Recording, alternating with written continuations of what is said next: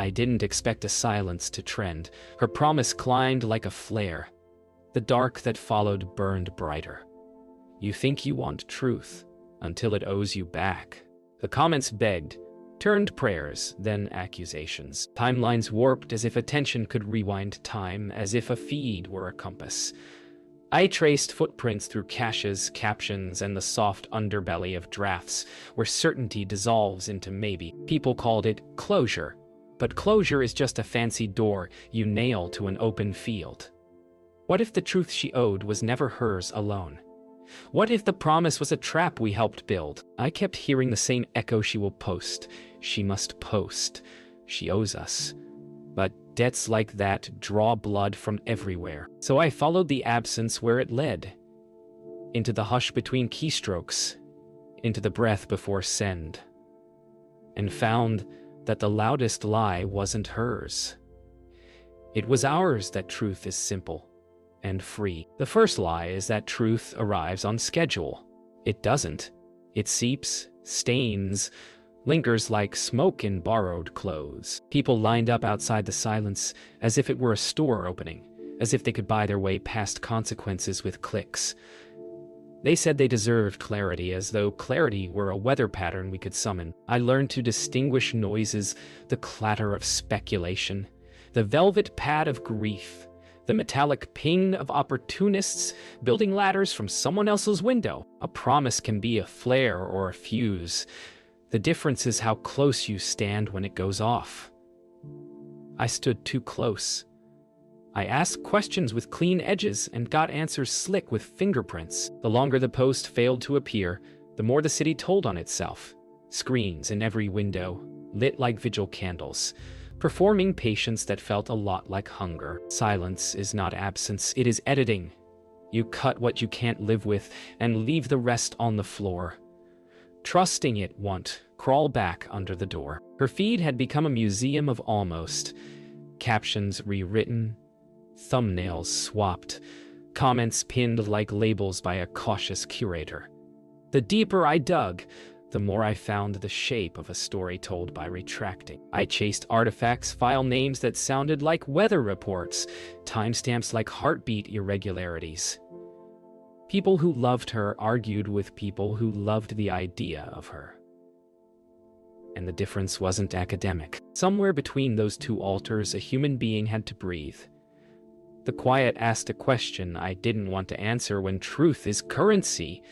Who pays the exchange rate? There's a point where investigation feels like voyeurism with better lighting. I kept stepping over it, then back, then over again, measuring each trespass against the public's appetite. The word accountability wore many costumes. Sometimes armor, sometimes knife. In the group chats, bright empathy soured into speculative autopsy. Each theory a small theft presented as civic duty. I started recording my own heartbeat during interviews, proof that I remembered these are bodies, not brands. Even the city seemed complicit, pushing me along on conveyor belts of neon and weather, offering discounts on distraction. A message came through from someone calling themselves Solace, a location, a time, and a single sentence. Truth isn't late, you're early. He didn't offer answers, he offered theater. Secrets as decor, consequences as ambience. You don't want truth, he said without saying it. You want a finale. I felt the tug, the promise of a clean cut to messy loops. But clean cuts scar the same. They just look better on camera. I realized the vigil had turned prosecution. The candle's a jury of pixels. Somewhere Eliza was counting the costs. Kira drawing lines in chalk, Halden polishing a question until it gleamed like mercy. I walked away with a time-stamped address and an aftertaste of performance. The post hadn't arrived, but a different clock had started. What you expect from truth is a mirror. What you get is an opening. One you step through knowing you might not step back. Attention behaves like weather. Everybody stands under it. Nobody controls it. The storm after the promise moved sideways, drenching those nearby. Planes bloomed like mushrooms, each insisting it grew from truth, each thriving in the dark. I followed the spoor, Deleted replies quoted as gospel, screenshots cropped like selective memories, caches that remembered what their owners wished to forget. The city's appetite kept dressing rumor in the grammar of certainty. I told myself I was separating signal from noise, but sometimes the signal was simply louder noise wearing a suit. Quiet sources flinched at the word "on record," as if records were cages with better stationery. The absence of her next post was no longer a gap. It was scaffolding for everyone else's building project, and each floor raised the price of being careful. An inbox can be a confession booth if you dim the lights and promise discretion. They came in clusters, people convinced they knew what the missing post would have said, each certain their version was the linchpin. Motives wore perfume to mask the scent of need. Some wanted vindication, some revenge, some the velvet of being right in public. I learned the weight limits of empathy. It isn't endless, it's engineered. I found voice memos with breaths like commas, testimonies braided with self-defense. There was a moment when the algorithm seemed to tilt, as if embarrassed by its own hunger, and I wondered whether a platform could feel shame. Then the feed refreshed, and I remembered systems don't blush. Only people do, and even then, not always for the right reasons. The story turned carnivorous, chewing its narrators. A friend insisted silence meant guilt. Another swore it meant safety. Each defined truth by the bruises it matched. I started mapping contradictions like weather fronts, predicting collisions that would spin off fresh storms. The old philosopher had warned me, facts are pebbles, narratives are slings. I thought about debt. The kind we incur when we click, when we ask for transparency, without agreeing to share the cost of exposure. If the promised post had appeared, would it have settled the hunger or sharpened it? I watched care be mistaken for complicity, caution for cowardice. Maybe the most dangerous lie is the one that sounds like a civic virtue, whispered through a megaphone. A tipped message sent me spelunking into the underlayer. Version histories, shadow edits, the fossils left by drafts that never quite evolved. There, the promise looked different, not a declaration but a negotiation with fear. She had tried to thread a needle while standing in a hurricane. Every cut preserved one dignity at the expense of another, and the ledger added up to a deficit of mercy. I felt the heat that makes people mistake spectacle for justice. I heard my own questions clang like cookware.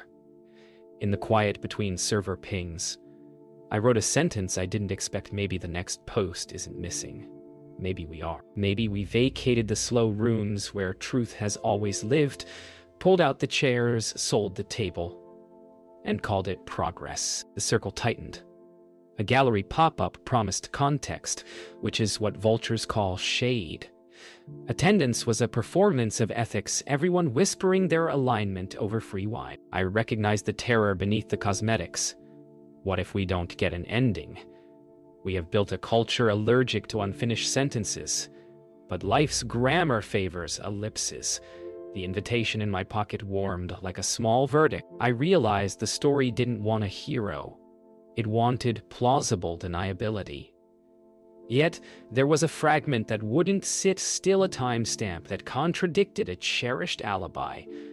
A seam where two narratives failed to stitch. If the promise was a flare, this was the smoke still curling above the water, telling me where the fire had sunk. The room where explanations pretend to be answers is crowded, even when it's empty. Stories put on their good shirts and ask for jobs, promising to work weekends. What is a mask but a truce between the face you can bear and the gaze that refuses to? I started hearing the timbre of self-preservation in every anecdote, a resonant frequency that made alibis hum. The puzzle wasn't who lied. It was why the lies fit so neatly into our personal creeds. Every timeline I drew looped back to a choice made under pressure: protect a memory or protect a person. The promised truth was less a destination than a customs checkpoint where luggage must be opened, declared, perhaps taxed. I weighed the tariff against compassion and wondered if compassion was just a luxury we invoice to strangers. The mask slipped, not from them, but from me, and it turned out I had more than one. The confidant spoke like a locksmith, no sudden moves, every word a pick easing tumblers. Memory is partisan. It votes for itself. The narrative she carried was tenderized by love and armored by fatigue. And when it pressed against my questions, I felt the bruise of earlier interrogations, less careful ones. We keep telling ourselves the ethical thing is simply to ask, yet asking can be extraction with better manners. Between her pauses, I heard unpaid invoices, favors rendered, trust extended, privacy eroded by degrees. If the next post had been a blade, it would have cut in both directions, and even the righteous bleed red. I wrote that down, then crossed it out. Righteousness makes for anesthetic prose. What I needed wasn't a clean incision, but a way to hold the wound without naming it for spectacle. The provocateur preferred rooms where truth could be mistaken for decor. He curated ambiguity, the way others curate light, insisting that clarity is a vulgarity of the unimaginative. It's seductive, that sermon. It absolves the speaker from choosing sides by auditioning for both. I recognize the performance you make a promise, dangerous enough to be mistaken for courage, then cash in on the spectacle of recoil. The drives glinted behind glass like small, smug planets. He asked what I would do if the missing post burned a hole in reputations large enough to swallow livelihoods. I replied, finally, that my job is not to prevent fire, but to know when a crowd is adding gasoline and calling it rain. The grin thinned. Perhaps masks hate being seen, even when seeing is all they asked for. The ethicist did not offer absolution, he offered arithmetic. He laid out columns: duty to disclose, duty to protect, duty to refuse the game. Numbers don't bleed, but the people behind them do, he said. And I felt the phantom ache of stories that made careers and unmade lives. We baited the word out until it sounded mechanical. A hinge creaking in an empty house. What if the promise was issued under duress of attention? A contract with adrenaline. Then the question changes from what is owed to who is charging interest. Outside his window, the campus carried umbrellas like minor shields, and I imagined a world where we considered dignity a finite resource, budgeted like electricity during a storm. The math refused a tidy sum. The remainder was me. The mask that mattered most was the one the city wears: benevolence over appetite. A crowd gathered around a rumor of an event. Tickets sold to something called a conversation. I recognized the architecture of ambush. Soft chairs, hard questions, an exit too narrow for regret. If the promised post had a ghost, it would haunt this room, asking whether we wanted truth or wanted to be seen wanting. I stood where sightlines crossed, a fly thread in a web of expectations, and pictured the aftermath, think pieces flattening complexity into digestible grief. Then a text arrived, a timestamp paired with a location only one person could have known.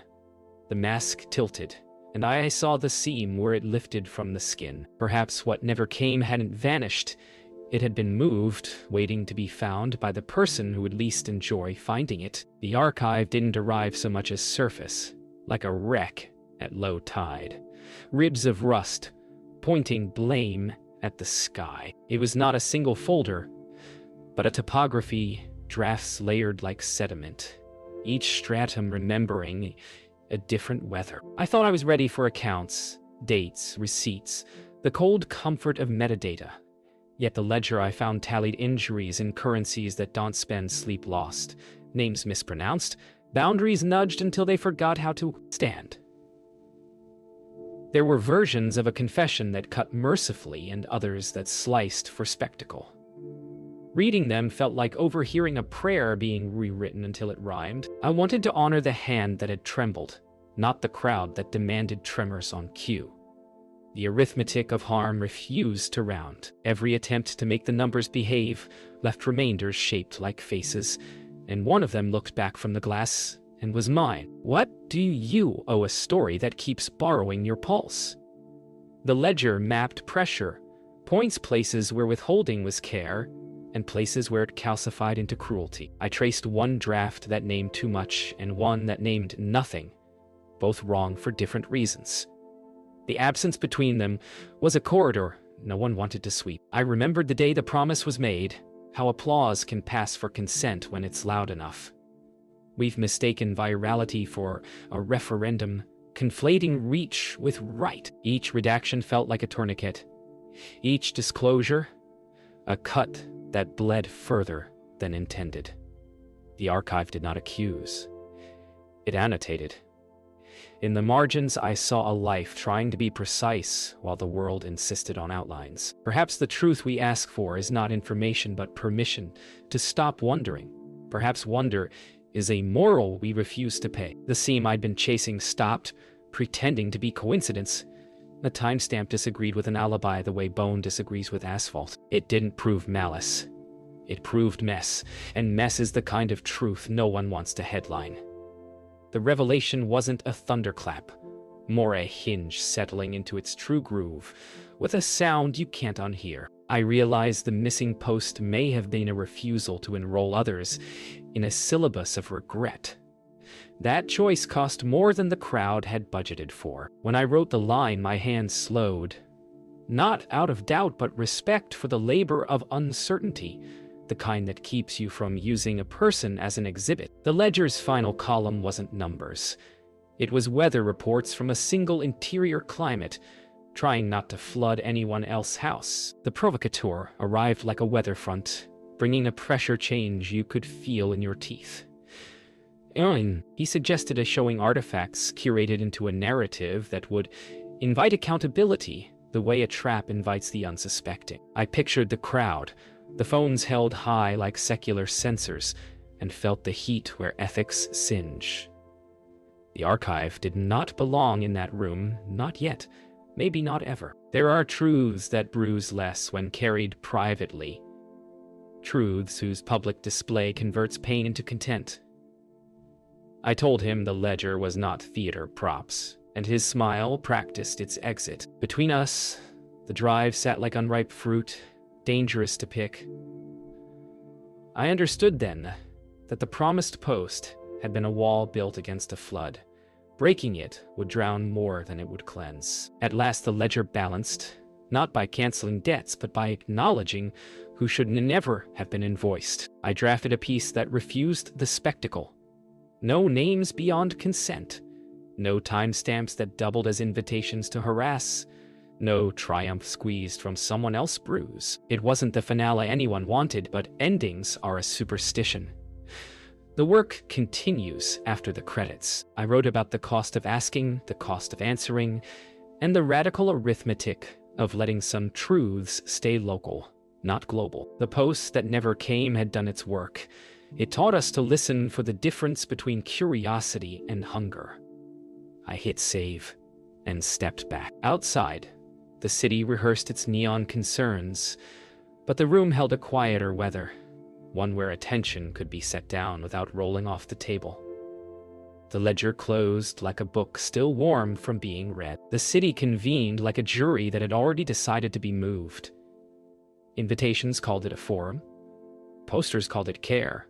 The lie outside called it a premiere. I felt the gravitational pull of a conclusion, the way people lean toward endings, as if they could brace for whatever falls. Threads I'd followed in private now braided themselves in public, friction sparking where they crossed. The ledger's math met the algorithm's appetite, and somewhere beneath the noise, a narrow signal pulsed an unshowy fidelity to what people survive. I rehearsed sentences that would not recruit bystanders into the spectacle. It is a strange vocation, building a bridge that does not guarantee foot traffic. The promised post hovered over us all, a ghost chandelier. Maybe convergence is not a destination but an impact. The moment vectors stop pretending they're alone. I steadied my breath and chose weight over heat. The first question wasn't a question, it was a dare braided as civics. Would we be brave enough to publish everything? Courage framed as exposure, ethics framed as entertainment value. I watched faces tilt toward the stage the way sunflowers chase light. hungry not for knowledge, but for the performance of it. A young voice from the back asked what happens to people who do not control the story told about them. The room flinched, a brief, honest spasm. I spoke of partials and permissions, of the cost of clarity when distributed unevenly. The air tasted of microphones and weathered compromise. You could feel the room deciding what to remember.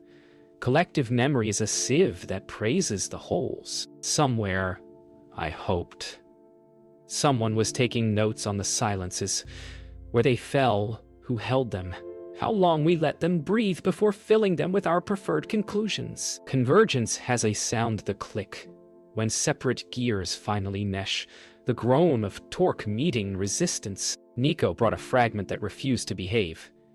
A night-shot clip with a timestamp that nudged a revered account off its pedestal. It wasn't scandal. It was geometry. Lines not intersecting where memory said they should. The room tilted. Defensiveness arrived dressed as certainty. Certainty arrived armed.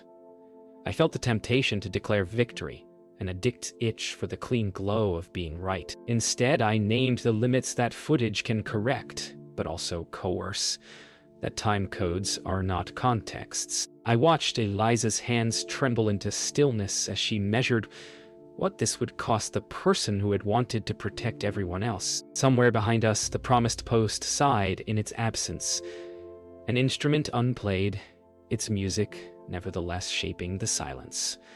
The gears kept turning. We chose not to grind. He arrived late, trailing a personal atmosphere of inevitability. Solace carried a promise wrapped in provocation, the drives as oracle, the gallery as temple, attendance as complicity one could brag about. He offered to resolve the narrative, a phrase that should make any honest listener reach for a fire extinguisher. Resolution is a flavoring, not a fact. I said so, and he smiled like someone who collects refusals for sport. The crowd watched our exchange with a hunger I understood and mistrusted. I thought of Mara's drafts, their careful erosions, of the ledger's soft arithmetic, of how attention metabolizes subtlety into sugar. The collision, when it came, was mostly interior, choosing deliberation over spectacle, while the spectacle performed virtue. Convergence is sometimes two bodies passing within inches, each refusing the other's orbit, both changed anyway by the nearness. The night bent toward its thesis. We placed the fragments on a table. No camera could see the footage, the logs, the drafts that chose care over conquest. Halden mapped consequences like isobars. Kira drew circles around people who should not be dragged outside those lines. Eliza named the intimacies that would not survive a public autopsy. Nico asked the question that trimmed the question. Rhetoric to bone. What does repair look like here? We answered by subtracting no exhibition, no forced confession, no algorithmic bonfire. The story converged not into a headline, but into a practice. An agreement to publish enough to stop harm and withhold enough to stop fresh injury. The promised post did not appear. Instead, we learned how to live without its thunderclap, how to value rain. Convergence, it turns out, is an ethics, not an ending. Reckoning is not the clang of a gavel, is the soft arithmetic of breath counted between decisions. The room felt smaller than its square footage, the air braided with unsent drafts and unspent anger. We had chosen subtraction over spectacle, but subtraction still leaves outlines where the figures used to be, and those silhouettes insisted on context. I thought of all the verbs we had borrowed: expose, protect, verify, withhold, and how none of them could be conjugated without consequence. A promise made in public had mutated into a public square that regarded patience as suspicion and care as a cover story. In that tensile quiet, I heard a lower register, a life asking not to be turned into curriculum. The ledger's last numbers refused to align, and the imbalance was a moral, not a math error. We could publish enough to cauterize harm, or we could publish more and cauterize trust. The choice glowed like wire. The decision refused to be ceremonial. It arrived in increments, a sentence that lived, a sentence that did not survive its implications, a redaction that preserved more dignity Then it removed me. We tested statements the way you test bridge cables, listening for the sinister music of strain. It would be easier to blame the delay on fear, but fear is sometimes fidelity with better instincts. I kept hearing the audience in my head, that invisible amphitheater shushing and sharpening in equal measure. And I decided they would not be allowed to adjudicate what they refused to steward. Reckoning meant drafting a truth that did not turn anyone into a prop, including the people who had demanded a stage. We built a paragraph like a shelter: doors that open, windows that vent, a roof low enough to keep out weather and high enough to let a person stand up straight inside. Then came the knock. 3 careful taps that sounded like a decision walking on tiptoe. He entered composed as ever, carrying ambition disguised as assistance. The offer glittered and exclusive, a gallery debut framed as civic duty, a guarantee that the story would land. I had to admit the temptation. Endings are addictive, and he trafficked in closure the way apothecaries once sold patent cures. But closure is often embalming fluid poured into a narrative still capable of healing. Reckoning required telling him no without converting him into a villain the crowd could enjoy booing. The sharper refusal is the one that names responsibility rather than motive. I stated what would not happen. No premiere of pain, no artful vivisection, and left motives to his conscience. The room stayed steady, the offer dull. The knock receded in memory until it was only what it should have been from the start, a courtesy declined. Reckoning is also inventory: what we keep, what we return, what we break on purpose, because its shape harms. We circled back to the timestamp that had untied a cherished narrative and asked what it demanded now that it was unarguable. Not confession, not spectacle, repair. I called a number I had avoided, the kind that comes with a breath before hello. The conversation did not sing. It thudded where history had settled. Yet in those unmusical exchanges, the work occurred, naming injuries without naming audiences, acknowledging the difference between explanation and excuse, agreeing to the tedious dignity of boundaries. We wrote a paragraph that pointed outward only where harm still radiated. Everything else we let point inward, where readers could not follow. The feed would call it incomplete. I called it accurate to the neighbors of truth, care, time, and the right to remain complicated. When it was time, the piece did not drop like ordnance. It arrived like weather, unavoidable and untheatrical. We published what stopped ongoing harm, and declined to auction anyone's private ache. The comments split into predictable choirs, those who mistook compassion for cowardice and those who recognized that mercy, too, can be rigorous. I didn't watch the metrics. I watched the people who would bear them. The reckoning turned out not to be a verdict, but a vow to prefer remedies over ratings, repairs over revelations that simply entertain. The promised post had failed to appear, but its ghost had coached us toward a discipline the feed cannot monetize. Attention that does not consume. In the quiet after, the city sounded different, less like applause, more like breathing. We had not solved the equation. We had agreed to stop using people as variables we were willing to lose. After the reckoning, the city learned to whisper again. Not all at once. Whispers must be earned after a season of shouting, but gradually, like rain reclaiming pavement from tires. The peace sat in the world as if it had always been there. An object with edges you could trace without cutting yourself. Reactions came in tides: gratitude that felt like rescue, anger that felt like withdrawal, confusion that felt like grief trying on new shoes. The truest responses were the quiet ones, the notes that didn't ask for more, that simply allowed a breath to finish. I kept thinking about the promise that never materialized, how absence can mature into guidance if we refuse to turn it into spectacle. The algorithm moved on, unembarrassed by its appetite. Our task was to keep our memory from doing the same. In the low hum of ordinary time, repair stopped needing an audience and started needing only hands. Closure is a door we keep building in the wrong wall. The days that followed didn't close. They opened at a human pace, hinges oiled by apology and restraint. Inbox notes arrived from people who had been waiting to exhale, not because they won, but because no one else was drafted into their war. The measure of success was unglamorous.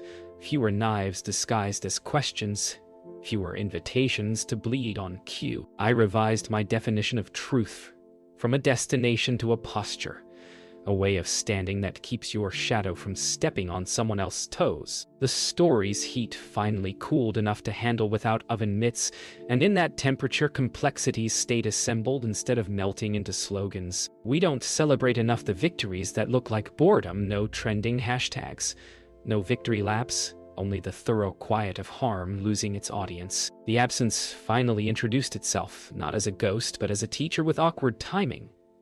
What didn't appear spared names that didn't need to be burned for warmth. I visited the place where the countdown had once glitched, and the blank space read like a page left for future handwriting that never arrived. I used to believe revelation was an act of courage.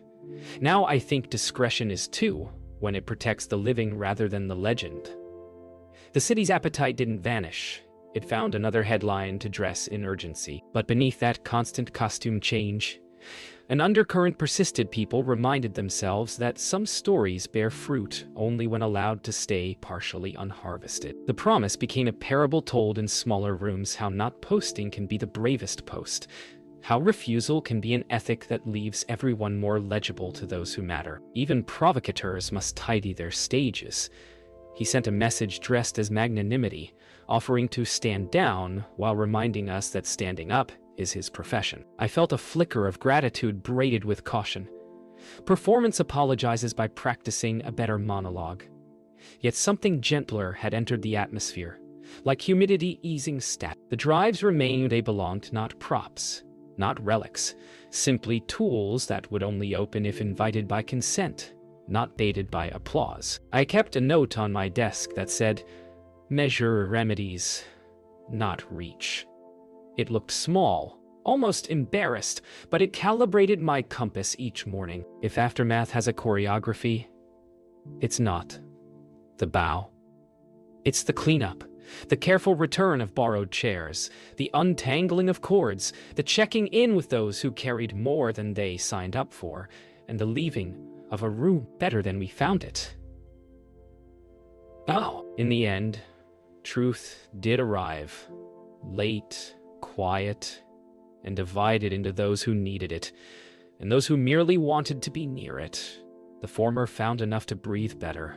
The latter found another theater. I kept a copy of the piece not for pride but for calibration, a reminder that the work is not to win arguments but to leave fewer casualties. We will fail again. Defeated is patient, and our appetites rehearse. But the ledger we learn to keep is portable now, a small book of refusals and permissions that fits in a pocket. I walk through a city, still speaking loudly, and yet sometimes I hear it practice the soft grammar of care, the sentence that stops before it wounds, the question that does not conscript, the silence that honors rather than withholds. The promised post never came. In the space it left, we learned to be answerable to more than the crowd.